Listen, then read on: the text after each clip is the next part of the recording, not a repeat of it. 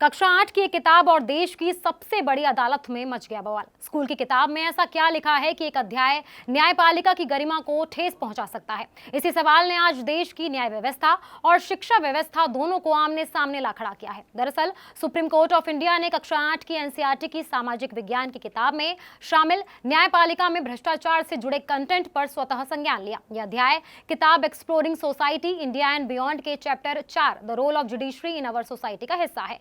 NCERT ने इसे लेकर एससी से माफी भी मांगी, लेकिन विवाद बरकरार है, जिस पर गुरुवार को सुप्रीम कोर्ट में सुनवाई हुई। गुरुवार को इस मामले की सुनवाई भारत के मुख्य न्यायाधीश सीजेआई सूर्यकांत की अध्यक्षता वाली बेंच ने की। बेंच में जस्टिस जॉय माल्या बागची और जस्टिस विपुल एम पंचोली भी शामिल थे। कोर्ट ने इस मामले को बेहद गंभीर बताते हुए एनसीईआरटी के डायरेक्टर और शिक्षा सचिव को कारण बताओ नोटिस जारी कर दिया।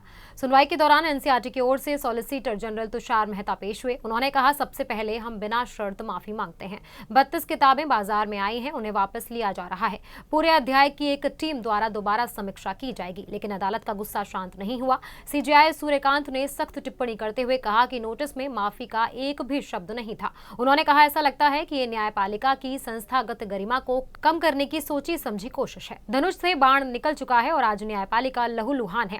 मुख्य न्यायाधीश ने यह भी कहा कि जब तक वो संतुष्ट नहीं हो जाते, सुनवाई जारी रहेगी। उन्होंने ये भी सवाल उठाया कि लंबित मामलों पर justice delayed is justice denied जैसे शीर्षक से क्या संदेश दिया जा रहा है कि न्याय से इनकार हो रहा है। सीनियर एडवोकेट कपिल सिब्बल ने भी सवाल उठाया कि क्या इस सामग्री में केवल न्यायपालिका को ही निशाना बनाया गया है, राजनेताओं, नौकरशाही और मंत्रियों का जिक्र क्यों नहीं है। वहीं जस्टिस बागची ने कहा कि ये सामग्री पब्लिक डोमेन में है और सरकार को इसे हटाने के लिए कदम उठाने चाहिए। कोर्ट ने अपने आदेश में कहा कि संविधान निर्माताओं ने शासन के 3 स्तंभ विधायिका, कार्यपालिका और न्यायपालिका की स्वायत्तता सुनिश्चित करने के लिए विशेष सावधानी बरती थी। ऐसे में यदि कोई सामग्री न्यायपालिका की संस्थागत प्रतिष्ठा को कमजोर करती है तो उसकी गहन समीक्षा जरूरी है। सीजेआई ने यह भी कहा कि अगर ऐसी सामग्री को बिना जांच के चलने दिया गया तो युवाओं के मन में न्यायपालिका की पवित्रता और विश्वसनीयता पर असर पड़ सकता है। एनसीईआरटी ने बिना शर्त माफी मांगी है और किताबें वापस लेने की प्रक्रिया शुरू कर दी है, लेकिन सुप्रीम कोर्ट ने साफ कर दिया है कि केवल माफी काफी नहीं है।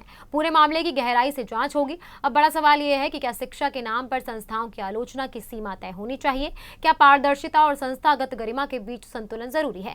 देश की सबसे बड़ी अदालत ने इस बहस को एक नई दिशा दे दी है। फिलहाल निगाहें अगली सुनवाई पर टिकी हैं, क्योंकि ये मामला सिर्फ एक किताब का नहीं बल्कि आने वाली पीढ़ियों के मन में न्याय व्यवस्था की छवि का है।